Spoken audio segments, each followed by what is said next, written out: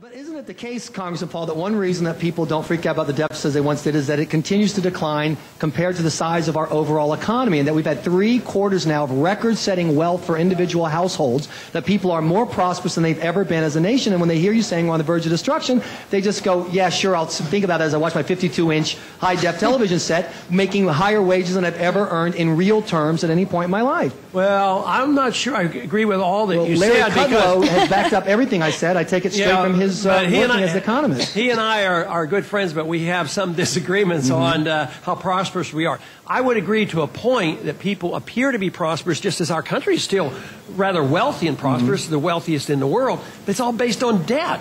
It used to be based on production. Smaller compared to how much we. It's like saying to me, Michael, you used to make $10,000, now you make $100,000, and your debt went from $5,000 to $10,000. So what? I got it. Yeah. What's the problem? Yeah, but they'll compare it to the GDP. Exactly. That's the only thing that matters is how much wealth we are throwing off, Congressman Paul.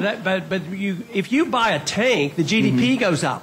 But the value, the standard of living doesn't go up. GDP is very deceptive. If you have a hurricane and spend $100 billion repairing it, you get back to neutral. But sometimes we spend $100 billion repairing the after effects of a hurricane, and we don't even get halfway back. But that's counted as GDP. But you also know that government spending compared to what... Remember, GDP is what if we were a household, it's what we earn. Me and my wife work in how much wealth we throw off, how much wealth we create.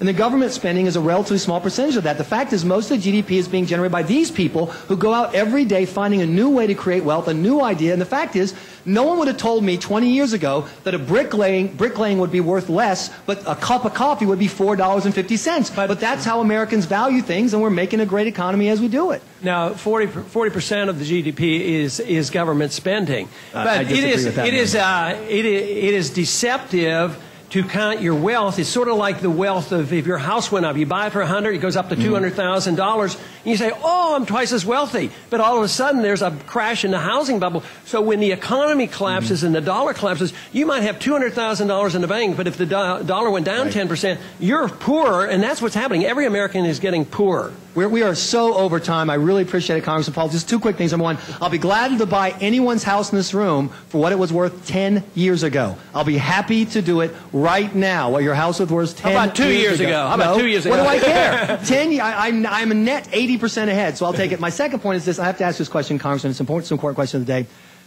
Do you need to cry? Do you feel like you need to cry from the campaign? Is it tough out there? Did you have to turn down the pizza?